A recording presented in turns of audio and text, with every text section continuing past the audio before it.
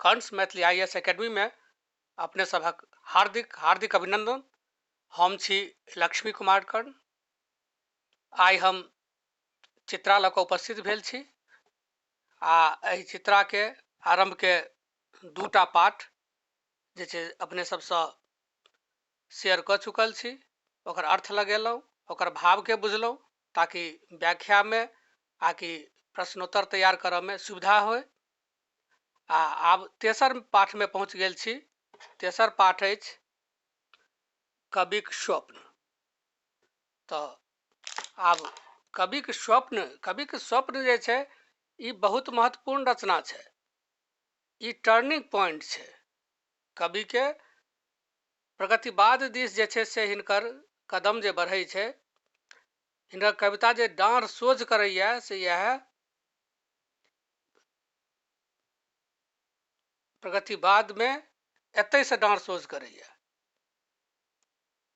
तऽ तेँ कविक स्वप्न जे छै से ओ बेस महत्वपूर्ण छै।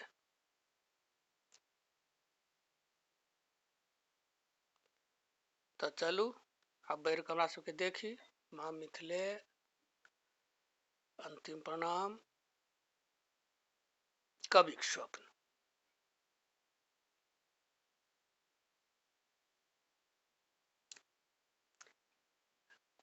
कविक स्वप्न के माध्यम से कवि बैजनाथ मिश्र यात्री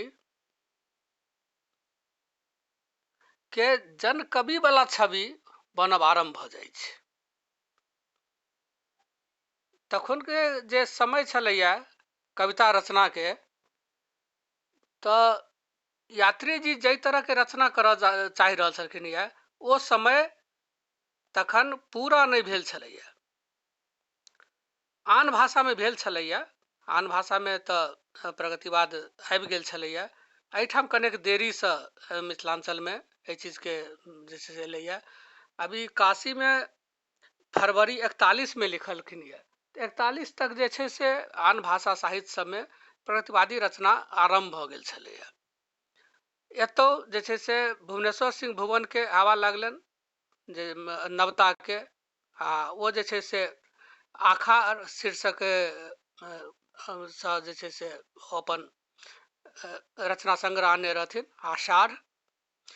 तऽ आषाढ़ जे आनने रहथिन तऽ प्रगतिवादके प्रथम प्रयोग ओतहिसँ मैथिलीमे जे छै देखाइ पड़ि रहलैए, एकटा सफल प्रयोग। आ हुनका ओहिमे लिखऽ पड़लनि जे कि एकर एखन समय नहि छै, तऽ आगू एकर समय औते। किया तऽ हुनका पर टीका टिप्पणी हुअ लागल छलैया जे कि गरीब सर्वहारा किसान एकरा सबके जे छै मुख्य पात्र बना कऽ ई रचना कऽ रहला। रचना तऽ कयल जाइ छै जे पहिने चलि रहल छलैया श्रृंगारिक प्रकृति वर्णन, सौंदर्य वर्णन आ खिस्सा पिहानी, ओ सब चलि रहल छलै हल्लुक जकाँ साहित्य। किया तऽ ई तऽ मातृभाषा छै, आम भाषा छै, तऽ ओकरामे मनोरंजनके बात बेसी हेबाक चाही। लेकिन ओ एकटा हथियारके रूपमे सामने आबै, समाजमे परिवर्तन लाबऽके एकटा माध्यम बने, ताहि पर विचार प्रयोग प्रगतिवादी लोकनि केलक। प्रोग्रेसिव सोच। प्रगतिवाद कथी छै? ओ साम्यवाद थोड़े छै, ओ प्रोग्रेसिव सोच छै। प्रोग्रेसिव सोच जे की हेबाक चाही, जाहिसँ आम आदमीके सहूलियत होय, ओकर कष्ट कम अइ, आदमी में फर्क नहि होय, स्त्री पुरुष में फर्क नहि होय, सबके समान अवसर भेटै, छोटका बड़का में फर्क नहि होय। जे जते तरहके रूढ़ि सब छै, बाल विवाह, विधवा विवाह, बेटी बेचबा प्रथा, भेमेल विवाह, ई सब समाप्त होय। ओ रूढ़ि सब परंपरा सब जे खा रहलैया समाजके, ओ सब समाप्त होय। ओहिके लेल जे बात कयल जाइ छै, ओहे भेलै प्रगतिवाद, वएह भेलै प्रोग्रेसिव सोच। प्रगतिवाद वएह भेलै। तऽ चूँकि ओ बात जखन समताके करै छै, तऽ लागैत रहल जेना ई मतलब साम्यवादी छै। साम्यवाद अलग चीज छै। मार्क्सवादी विचारधारा, लालिनवादी विचारधारा, माओवादी विचारधारा, ओ अलग चीज छै। किछु बात मिल जाइ छै, तऽ तैँ लोक बुझलक जे कि प्रगतिवादी माने साम्यवादी। नहीं, एहि तरह के कोनो बात नहीं छै। ई एकटा विराट अर्थ रखै छै प्रगतिवाद। ओ कोनो बात से जुड़ल होइत आ हुनका प्रोग्रेसिव सोच छै तऽ प्रगतिवादी सोच हुनका मानल जेतनि।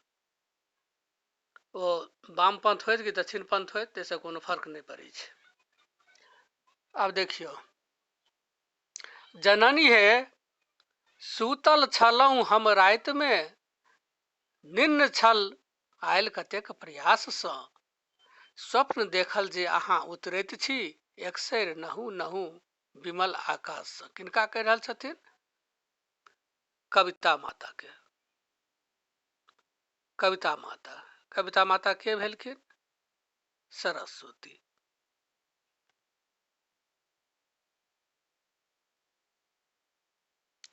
वाक देवी, वाक जोड़ देवी, वाक देवी।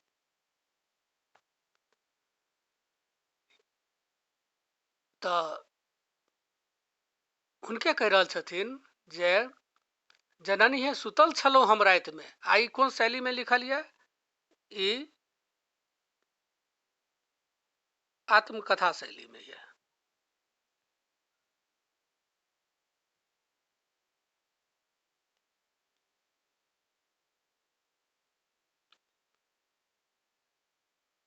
एकरा हिंदी में मैं शैली कहल जाइ छै। मैं शैली में लिखल यऽ।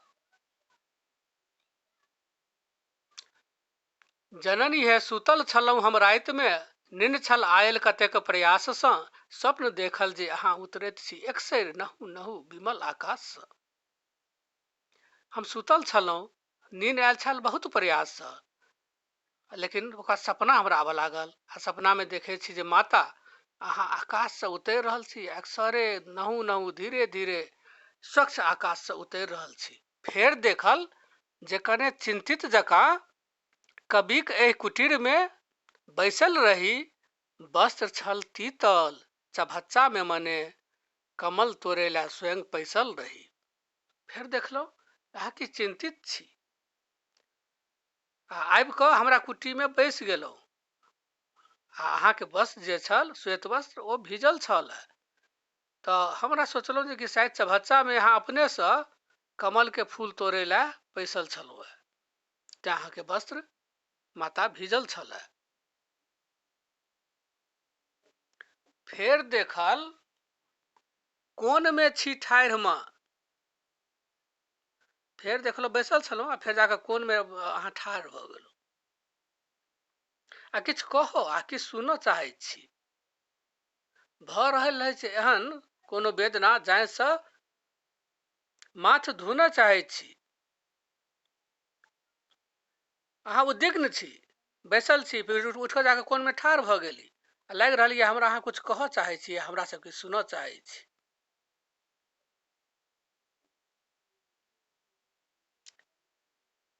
श्वेत कमलक हरित कांति मृणालसँ, उजरका कमल जे अहाँ चभच्चा में जाकऽ तोड़ने छलहुँ है, ओकर हरित कांति, हरियर रंगक, हरियर रंग, हरित कांति, हरियर रंग,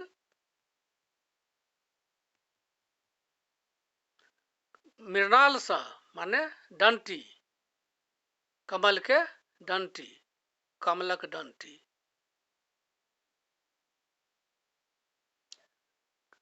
कमलक हरियर डंटी जे छलै ओहि श्वेत कमलक, ओहि डंटीसँ बान्हि देलहुँ हमर दुनू हाथ। दुनू हाथके हमरा बान्हि देलहुँ।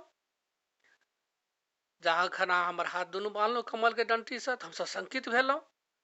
लेकिन हम आँखि मुन्ने छलहुँ, हम बस सपना नहि तोड़ऽ चाहै छलहुँ, किएक सपना हमरा बढ़िआँ लागि रहल छलै।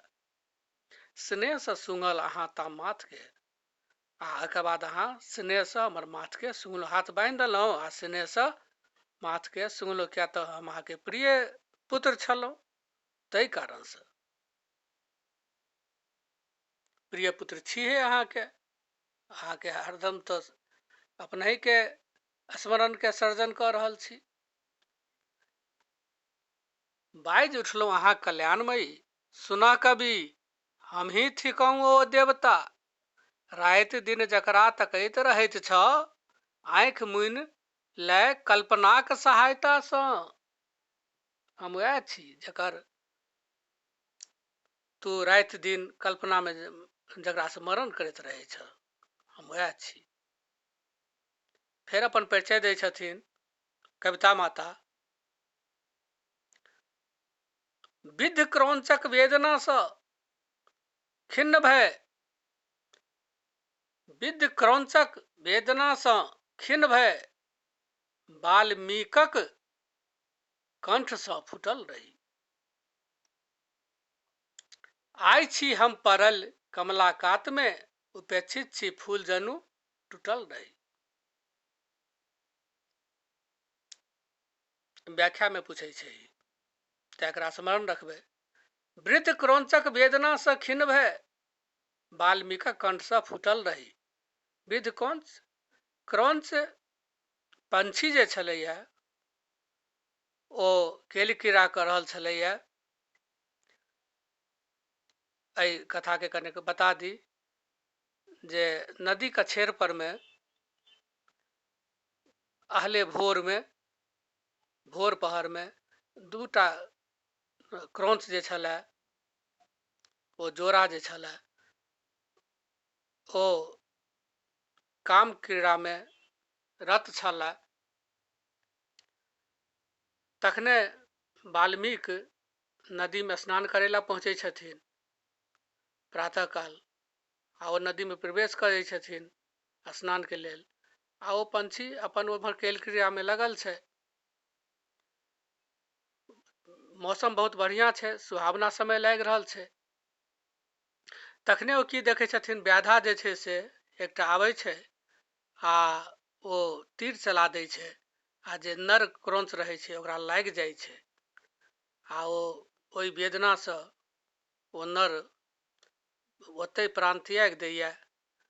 ई जे देखैया जे मादा क्रौंच छलैया ओ शोक करऽ लागैया, चारू कात नाचऽ लागैया, अंत में अपन लोल पटेक पटेक कऽ ओ नर के देह पर में आ ओहो अपन प्राण के त्याग कऽ दैया। एहि तरह के वेदनापूर्ण दृश्य जखन वाल्मीकि देखलखिन तऽ हुनका मुँह सँ हठात एकटा कविता फूटि पड़लै, एकटा वाणी निकलि पड़लै। ओ प्रथम वाणी छलैया, माँ निषाद प्रतिष्ठां त्वम गम शाश्वती समा। माँ निषाद प्रतिष्ठां त्वम गम शाश्वती समा, यत क्रौंच मिथुनादेकम अवधि काम मोहितम। चारू कात गनगना गेलै, हुनका मुँह सँ ई जे छै से लयबद्ध निकललै, माँ निषाद प्रतिष्ठां, हे निषाद तोहर प्रतिष्ठा। त्वम गम शाश्वती समा, सदा सर्वदा के लेल तोहर प्रतिष्ठा चलि जाओ, समाप्त होइ छौ। यत क्रौंच मिथुनादेकम अवधि काम मोहितम, जै तरह से तू एहि क्रौंच पक्षी के जे मिथुन रथ छल, मिथुनादेकम अवधि काम मोहितम, काम मोहित छल आ तकरा तो जे छै से वध केला, तोहर प्रतिष्ठा सदा सर्वदा के लेल चलि जाय। चारू कात ई आवाज गनगना गेलै। ई प्रथम काव्य फूटल छलै वाल्मीकि के कंठ सँ, आ ओ छलैया कोन छंद में? ओ छलैया माँ निषाद अनुष्टुप छंद में। सबसे प्रथम जे काव्य फूटल वाल्मीकि के कंठ सँ ओ अनुष्टुप छंद में छला। एहि तरह ओ अपन परिचय दै छथिन जे हम वाल्मीकि के कंठ सँ फूटल रही, आइयो हम पड़ल कमलाकात में, उपेक्षित छी फूल जनु टूटल रही।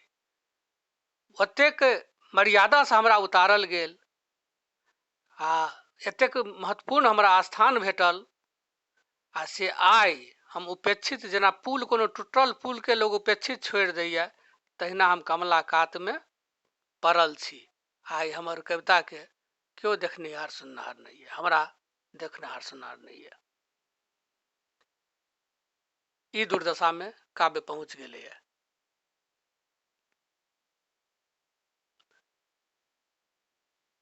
फेर कहै छथिन माता,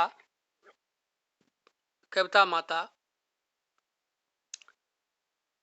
तोहर मोन दौड़ै छौ कोठाक दिस, पैघ पैघ धनिक दिस दरबार दिस, गरीबक दिस ककर जाइत छै नजरि, के तकै अछि हमर नोरक धार दिस।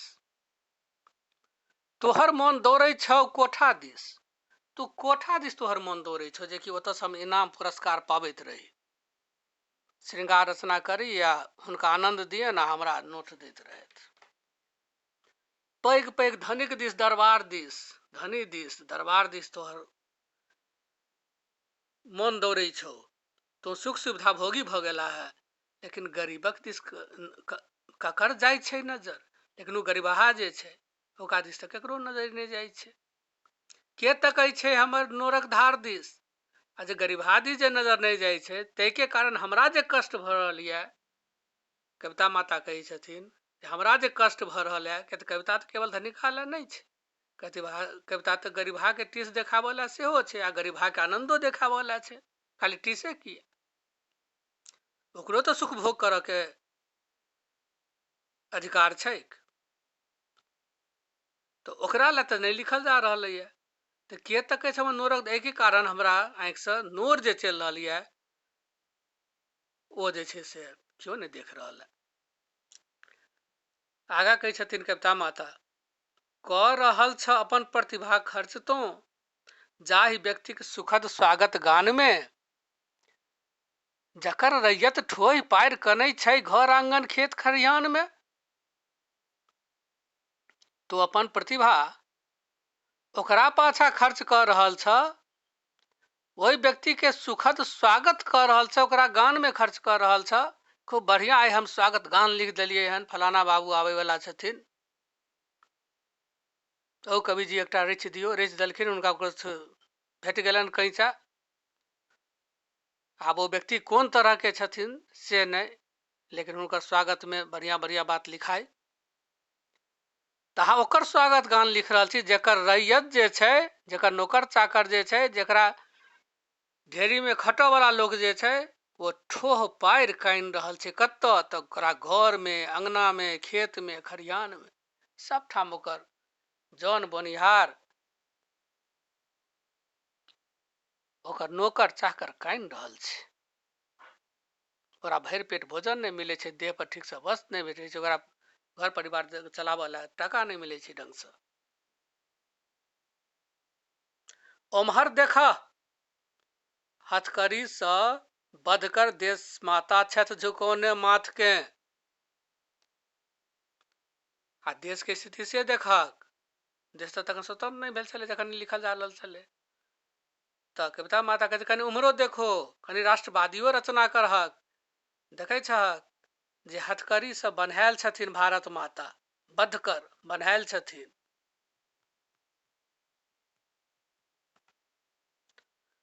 आ माथ झुकौने छथिन देश माता, भारत माता,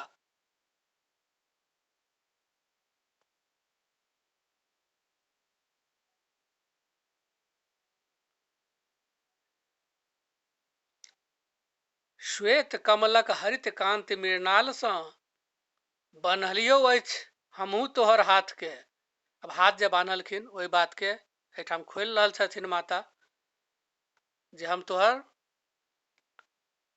हाथ के बांधि देलियो ये एहि कमलनाल से, तू ई सब काज करे छै, तें धनिक दिस दरबार दिस जे जाइ छै ओकरे लेल जे रचै छै ताहि के लेल। हाय ई राका निशा तो मस्त भय करे छ अभिसार नील आकाश में, राका माने दिन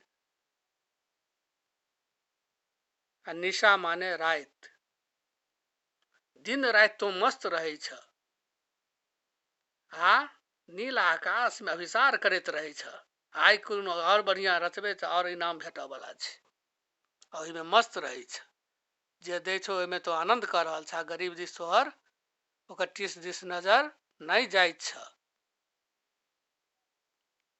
कल्पनाक बनाए पाँख उड़ैत छ, मंद मलिया नीलक मृदु उच्छ्वास में, तू जकर लगबैत छ सदिखन पता, सुन कवि हमही थिकौं ओ देवता, कल्पना के पाँख लगा के जे तू उड़ैत रहे छो आ मंद मलय पर्वत से जे मृदु हवा वो जे चलैत रहे छै, सिहकै वाला हवा, मृदु हवा मलयानील पर्वत से ओकर जे तू सांस जे लैत रहे छ आ तकर बाद जे छै से पता लगबैत रहे छो जे कि आइ की लिखी, तो जकर तो पता लगबैत रहे छो कविता के, वो हम ही थिकूं ओकर देवता, वो देवता हम ही छी।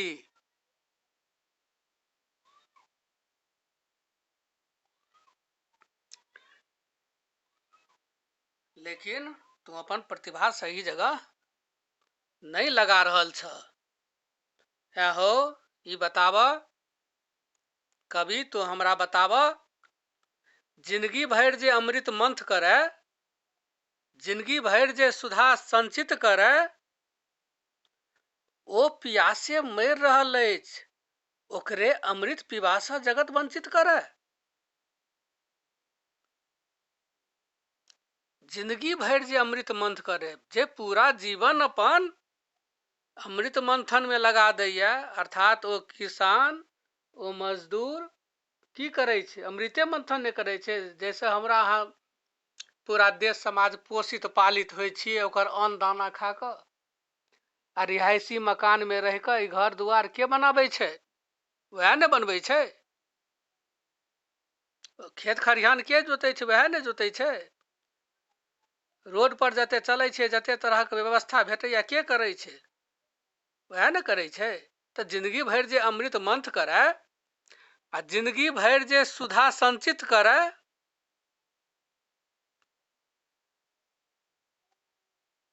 अहाँ ले ओ संचित केलक सब कि अपनो ले ओकरो होय के चाही। जिंदगी भर जे सुधा संचित करे, अमृते के सुधा कहल जाइ छै, वो प्यासे मरि रहल अछि, ओकरे अमृत पीबा से जगत वंचित करे। आब जे संचित केलक ओकरे नहीं पीबऽ दियो, जे अन्न उपजेलक ओकरे नहीं अन्न खा दियो, ओकरे आगू से थारी झिक लिया।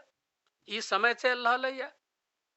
आई विकट समय में कवि बैसल अछि, आओ ओहि थारी छिननहार के यशोगान में गीत लिख रहा है। हाँ दीक्षी परम मेधावी कत्ते बालक जत मूर्ख रही हा गायटा चरबै छथि, कते वाचस्पति कते उद्यन जत हाय बन गोईठा बिछै छथि। कते मेधावी बच्चा सब हैं मूर्ख रह जाइया, केवल गाय चरबैत रह जाय। कि गाय चरबैया ओकरा कोनो मेधा नहीं छै, ओकर मेधा मारल गेलैया, तें अवसर ओकरा मारल गेलैया, ओकर अवसर के छीनल गेलैया, तें ओकर मेधा नष्ट भेलैया, उपयोग नहीं भेलै ओकर मेधा के। तब जे परम मेधावी बालक छल ओ गाय चरा रहल या मूर्ख रहि क, आ कते वाचस्पति आ कते उद्यन जतऽ है बन गोईठा बिछे थे। ओ वाचस्पति मिश्र बनता, वो उदयनाचार्य बनि सकै छलैया, मुदा ओकर प्रतिभा के क्यों नहीं चिन्हलकै, कोई ओकरा प्रकाश देखाबऽ के लेल तैयार नहीं भेलै, दू अक्षर पढ़ाबऽ ला तैयार नहीं भेलै, व्यवस्था नहीं तैयार भेलै। वही के कारण वो बन गोईठा बिछ रहल है, वन में जाकर माल जाल के गोईठा बिछ रहल है। तानसेन कतेक, रवि वर्मा कतेक, घास छिलैथ बागमती के कछेर में, आ कालिदास कतेक, विद्यापति कतेक छथि हेरायल महिषबारक हेर में। कतेको तानसेन सन संगीत गाबऽ वाला आ रवि वर्मा सन चित्रकार ओ घास छील रहल या कतऽ तऽ बागमती के कछेर में। ओ प्रतिभा सब ओकरा छै, बागमती कछेर में बैसल आ ओ तान लगा रहल है, ओकर तान के सुनऽ वाला क्यों नहीं छै। ओते बैठ कऽ ओ किछु झिक रहल यऽ, किछु पारि रहल यऽ, ओ देखऽ वाला क्यों नहीं छै। ओ रवि वर्मा नहीं बनि सकैया। ओ कालिदास कतेक, विद्यापति कतेक कालिदास बनि सकैया, कते विद्यापति सन रचना कर सकैया, लेकिन वो सब महिषबार के हेर में हेरायल ये, सब भैंस चरा रहल ये। क्या तो प्रतिभा के तरासल नहीं गेलै, ओकरा अवसर नहीं देल गेलै, व्यवस्था नहीं देल गेलै। तैयो कवि तू बैसल छ आ तू अपन आनंद कर छ, नीला आकाश में उड़ रहल छ आ कोठा दिस तोहर मन दौड़ रहल छ। तू केवल शोषक वर्ग के अभ्यर्थना में लागल छ। अन्न नहीं छै, कैंचा नहीं छै, कौड़ी नहीं छै, गरीबक नेना कोना पड़तैक रे। अन्न नहीं छै, कैंचा नहीं छै, कौड़ी नहीं छै, गरीबक नेना कोना पड़तैक रे। उठा कवि तो दहक ललकारा कने गिरी शिखर पर पथिक दल चढ़तैक रे। हौ अन्न नहीं छै, टाका नहीं छै, कैंचा टाका नहीं छै, कौड़ी नहीं छै,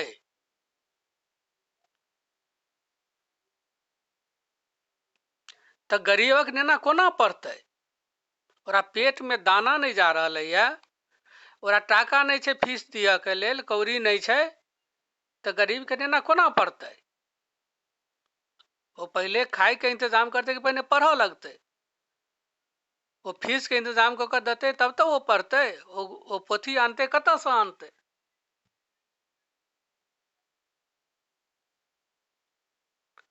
उठा कभी तो दहक ललकारा कने गिरी शिखर पर पथिक दल चढ़ते रे। कभी उठा तोरे ई का छ, तू दहक ललकारा, तू जे ललकारा दबहक त ई जते पछुआल छै ई सब पथिक सब, आ जे महिषवाड़ा का घास छिले के हेर सब में जे हेरायल छै, रवि वर्मा, कालिदास आ विद्यापति सब, उदयनाचार्य सब, ई गिरी शिखर पर पथिक दल चढ़ते रे। तब पहाड़ के चोटी तर ई पथिक सब जते ललकारा दहक जे चढ़ते, एकरा ला व्यवस्था जुटायल जा सकते, एकरो अवसर देल जा सकते। बहुत सुंदर सुंदर ई पैंत सब एलै है। ई सब व्याख्या के छै, जते घेरल है सब व्याख्या के छै।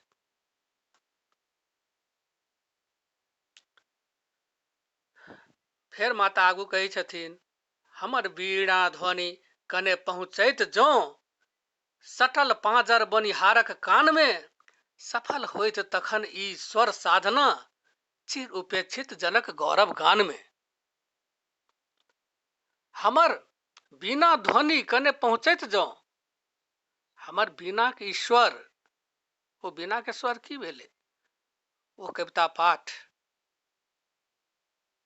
कवि जे लिखते वो कविता पाठ, ओहिसँ जे संगीत उत्पन्न हेतै। हमर बीना ध्वनि कने पहुँचैत जो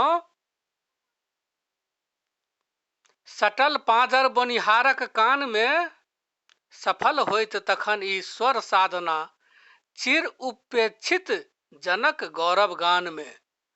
जखन चिर उपेक्षित कतेको काल से, नमहर समय से, चिरकाल से जे व्यक्ति सब उपेक्षित छथि, हुनका जखन गौरव भेटते आ हुनकर जे गौरव गान हम गायब, ओ शोषक वर्गक गौरव गान नहीं।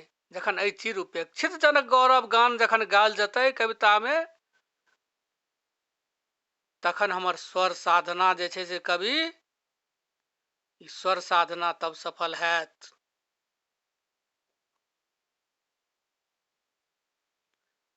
संगीत जे रचेते वो सटल पांजर बनिहार के कान में जखन पहुँचते, कविता जे रचेते आ उ भूखल पेट जे छै ओहि बनिहार कखन ओकरा कान तक पहुँचते, जखन ओकरा ला लिखल जेते तहन ने, जखन ओकरा रुचि के लिखेते तहन ने, नहीं तो वो आन चीज वो पढ़ के की करते, ओकरा किया ओकरा बढ़िया लगते, ओकरा नीक नहीं लगते।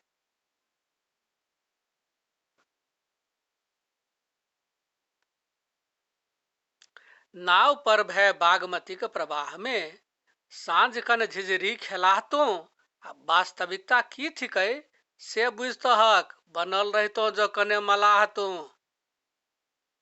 नाव पर बागमती के प्रवाह में, बागमती नदी में साँझ का झिझरी जे खेलाइ छो, तो तोरा बड़ा बढ़िया लागे छै। झिझरी खेलेनाइ बुझे छियै ने।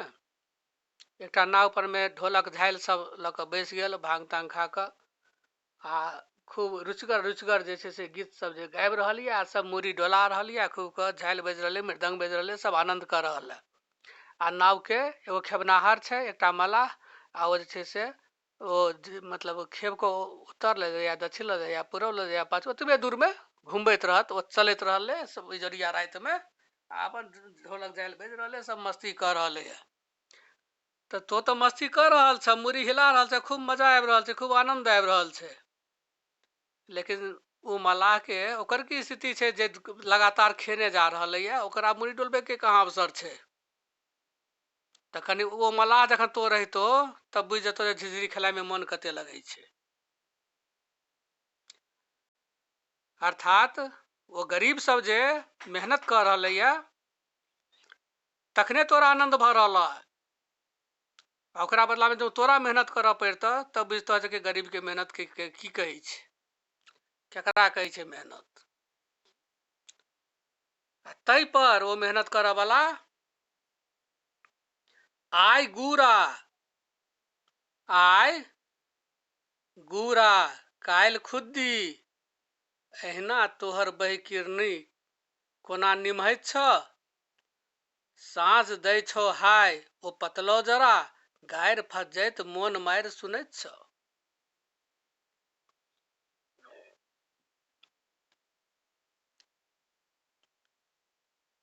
ओ अमीर वर्ग जे छै तकर बहिकिरनी जे छै, ओकर जे खवासनी जे छै, ओ काज करऽ वाली जे छै, ओकरा भरि पेट भोजन नहि भेटै छै, सही से अन्न नहि भेटै छै। आइ गुड़ा खाइ छै, काल्हि खुद्दी खाइ छै, ओकरा साबुत दाना भेट नहि होइ छै। आइ गुड़ा काल्हि खुद्दी, एहिना तोहर बहिकिरनी कोना निमहैत छौ, साँझ दै छौ हाय ओ पतलो जरा के। साँझ दै छै कथी सँ? ओकरा मटिया तेल कतऽ सँ एतै, आकि सरसों तेल कतऽ सँ एतै, दीप जलेतै आकि लालटेन बारतै, बिजली तऽ बादक बात छै। हाय ओ पतलो जला के, पत्ता जरा के ओहिसँ साँझ दै छै। आ एहन कठिन जीवन, आ तैयो तू ओकरा गारि फज्झैत दैत रहै छै, आ सेहो मोन मारि कऽ सुनैत रहै छै। तैयो ओहि पर में गारि फज्झैत ओ शोषक वर्ग दऽ रहल छै अपन बहिकिरनी के। एहि तरहक लोमहर्षक स्थिति तात्कालीन समाज के कवि झिकलनि जे देखेलनि कविता माता के माध्यम से। आगा कहै छथिन वही मैं शैली में, आत्मकथ्य शैली में, बाइज एतबा भ गेली तू मौन में, बहऽ लागल नोर हमरा आँखि सँ, प्रगट भेल मराल आयल समीप किछ, फूल धनुखक झरऽ लागल पाँखि सँ।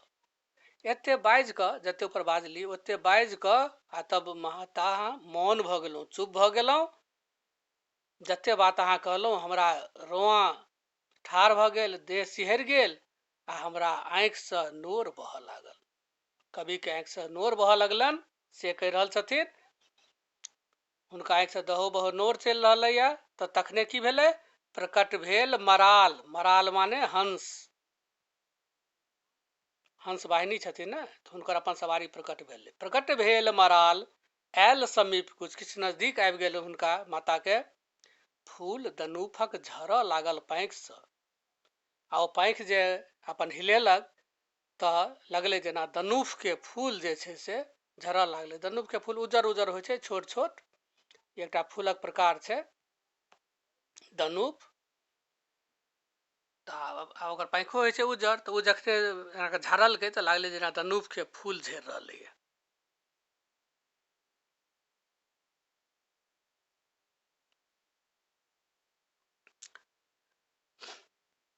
तकर बाद माता कहलखिन कवि के, जुनि कानह, किया तऽ कवि के आँखि से लोर चलि रहल है ने, लेकिन जुनि कानह, उठौलो तो तर्जनी, अहाँ अपन तर्जनी उठा कऽ माता, उंगरी उठा कऽ, तर्जनी उठा कऽ, आ जे छै से अहाँ कहलहुँ जे कि जुनि कानह, हंस पर चढ़ि उड़ि गेली आकाश में, निन्न टूटल कैल निश्चय किछु होअ, बिताएब नहि आयु आब प्रवास में। तखन नींद टूटल आ हम निश्चय केलहुँ जे हम घर छोड़ि कऽ जे भागि गेलहुँ यए, जन्मभूमि छोड़ि कऽ जे चलि एलहुँ यऽ, बौद्ध बनि गेलहुँ हँ, ई एकटा पलायन छै। ई एकटा पलायन छै। हम केवल अपने आपके देख रहल छियै, नहि आब हम ओतऽ घूरब आ ओहि संघर्षमे सहभागिता करब जे हम देख कऽ आयल छलियै। जते बात ऊपरमे कहल गेलैए ओ गरीब समाजके संदर्भमे, एतऽ आब जे छै से ओ निर्णय लै छथिन जे पुनः लौटब। आ एतेके बादे पुनः ई जे सत सनातन धर्ममे फेर ई वापस आबि जाइ छथिन। जहिना यात्री नाम छनि तहिना ई यायावर छथिन। ओ विचारसँ सेहो यायावर छथिन आ देहसँ सेहो यायावर छथिन। हाँ चलू, लेकिन वएह यायावरी जे छै से हिनकर नीक रचना सामने आनलक। जननी हे सुतल रही हम रातिमे, निन्न छल आयल कतेक प्रयाससँ, स्वप्न देखल जे अहाँ उतरैत छी एकसरि, नहु नहु विमल आकाशसँ। तऽ बहुत बहुत धन्यवाद एतऽ धरि अपने सबके सुनल बढ़िआँसँ, शान्तिसँ, आ अपने लोग हृदयंगम कयल। व्याख्याके सेहो बताए देलहुँ यऽ जे व्याख्या हेतु जते एहिमे घेरल छलै, एना कऽ जतेक लगायल ई सब व्याख्यामे पहिनहो पूछल गेलैए, आगुओ पूछयके सम्भावना हरदम बनल छै। जते एहिमे घेरल देख रहल छी अपने, ओ सब व्याख्याके छै। ओ सबके बढ़िआँसँ हृदयंगम कऽ लेब आ ओकरा फ्रेम परमे ओ व्याख्याके लिखब। लिखोमे आनन्द आयत। बहुत बढ़िआँ विषय उठायल गेल छै, बहुत बढ़िआँ टॉपिक उठायल गेल छै कवि द्वारा, आ बहुत सुन्दर रचना छै, एकदम बेछप रचना, बहुत उत्कृष्ट रचना छै। एतेक साल बीत गेलाके बादो एखनो प्रासंगिक बनल छै। सबसँ बड़का बात ई छै जे एखनो ई प्रासंगिक बनल छै। खूब बेसी अंतर नहि आबि गेलै। अंतर तऽ एलैए, एतेक जादे स्थिति खराब नहि छै, एलैए, मुदा तैयो छै, एखनो छै। तऽ एहि संग आजुकी कविक स्वप्न एतै जे छै से आब एहिमे विराम दै छी। बहुत बहुत धन्यवाद, नमस्कार।